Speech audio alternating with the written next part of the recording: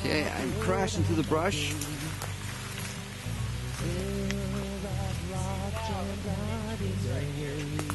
Okay.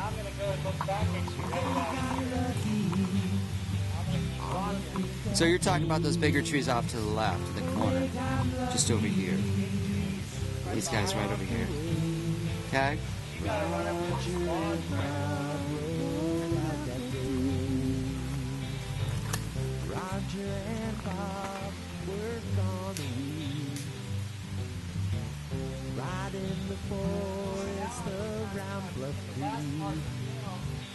Talk about the last part of the film.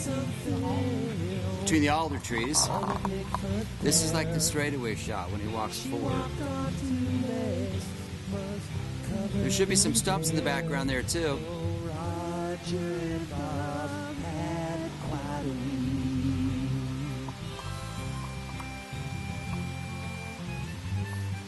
runs out about here.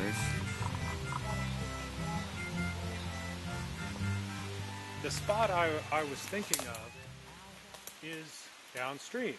Yes. If you haven't heard me say that enough. Is that the one that we looked at?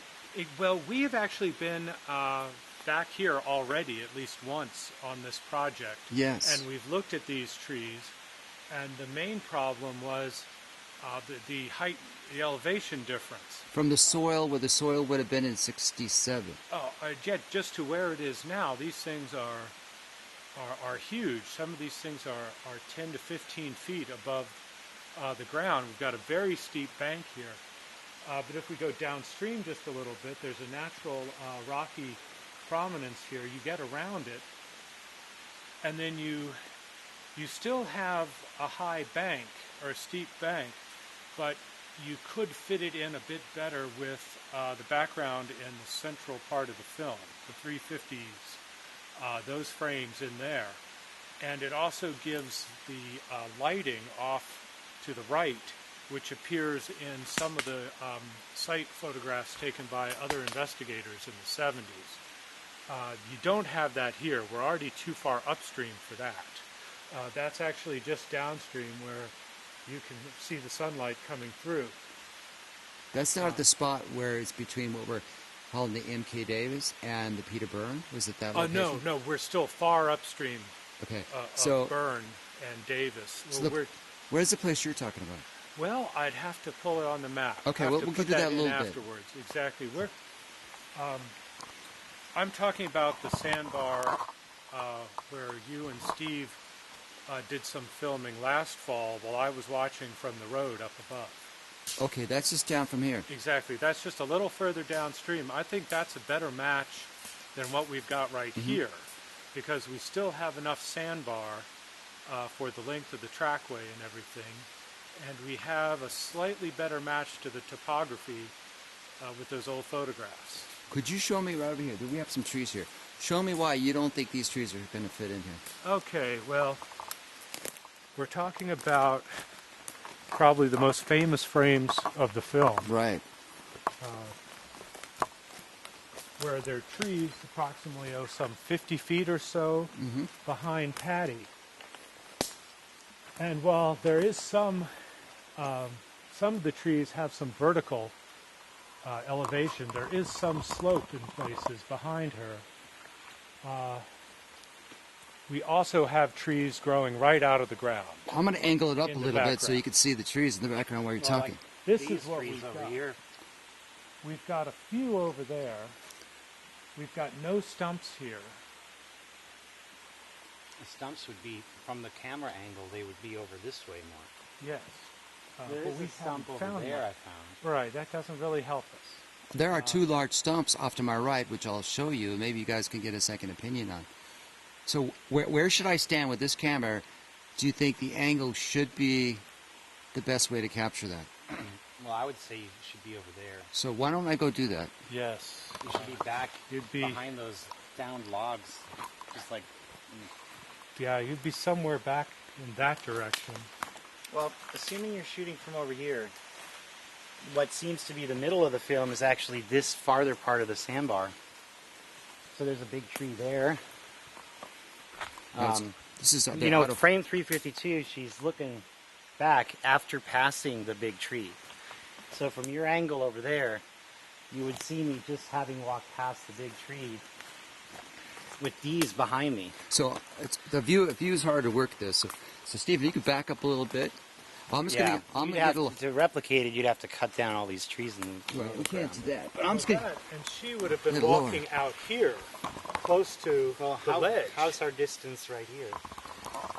How many feet are we right now? Just pick one of those big trees. I remember we talked about that tree right there last year. So it was like 60 feet or whatever, in going up to towards 70 something. I don't know if I have those. You didn't bring the. I You left didn't bring the Bigfoot. I left them on the back seat of the truck. Oh man. Yes. we the were gearing up. Sasquatch book. Oh well, Did you bring that? I have the printouts from it Well, in the pack. I So- just think that these look good. I mean, you have to adjust the camera angle so you're looking at it. To see them, we have to get up in this angle, so we're already distorting it. We're already looking. But we're not distorting it in the vertical plane. And That's pretty close. that's to the left. only one that's even remotely close. And I'll go stand up by Pretty it. darn close. Its most visible roots are about at my head level. So it's 5 feet or more off the ground. And in the film, there's plenty of trees whose roots are right at Patty's feet. And also, we have to talk about the level, how the soil was at the time. This is the only tree in this immediate area that could be a candidate. You're saying that this is the only tree you feel could be a candidate here. And why is that again? Because it's the only large tree that's even close to the ground. All of these are growing out of the cliffside. They're not growing out of the ground. And in the film, there are tree stumps, there are trees at Patty's level. Then, in the background, it slopes up. And this is the closest big tree to the ground. And it's well over my height. And of course, there's quite a rocky face behind it, which should have shown up in the film too. But there's no rocky face behind. Oh, I see large what you're trees saying. in the film. You're talking about that right there, that soil Exactly. type, right That almost here. certainly would have shown up in the film, being pretty reflective. And you don't see that. You see gradual slope or suggestions of a slope in the background, and you see lots more trees and undergrowth of all kinds of sizes going back there. And some of the photographs suggest the slope goes down, perhaps towards the creek, and there's more light off to your right side. The backlighting in the See shots. that? I could see that here a little bit, but we're kind of forcing the angle. It works just as well if we go around this rocky outcropping, go around that, and then are looking back this way too. We get the same lighting. And once again, that's only probable. You know, we're working with old photographs, and Right. we're generally working with very low resolution JPEG scans or copies of photographs. So what looks like an opening or lighting may be an artifact, but it's supported in more than one photographer's photograph. So But this is I'm more of treating your it angle seriously. Right here. well, remember, Patty's over 50 feet in ahead of the trees. The trees are way in the background. This was the best candidate, immediately obvious, unless we go that way or that way, quite a distance. And if the angle was shot this way, wouldn't a lot of those be important in the shot? Oh, yeah. Yeah. Yeah, Well, what about, you can't film this photo, Daniel Perez forbade it, but check this out. You can see big tree, the reddish tree. Reddish and then tree the, being the other trees so right along here, lined up this way. I mean, I'm not replicating it exactly, okay, because these trees right here, these are the big ones are big leaf maples. These smaller ones are the vine maples. These little ones on the slope side. yeah, but these are the big firs, and they pretty well correspond. This is the '77 Walter Leeds photo.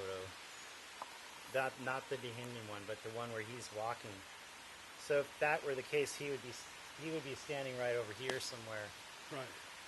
and past this tree, passing this way. And of course, there's a bunch of shadows here, so you can't even see the big tree, but you can see that these trees correspond very well. Remember, Gimlin said that the middle tree fell down. So what if that's a stump right there of what was once the middle tree? What are you seeing? See They're on the that hillside? stumpy thing right there? Is that a stump or is that rock? I don't know. Talking about this? Supposed to be a stump right here, you're saying? Well, you see, here's that picture. The big tree's hidden in there. There's the red tree. There's this, what Bill Munns calls ladder tree. And then you have these lined up this way. So the tableau or whatever of the creature walking is across the front of these trees. And then, you see, there, moves this way, and then retreats out that way. I mean, I think it's really plausible, but it's really hard to tell. You're not seeing these background trees, so you can't get an exact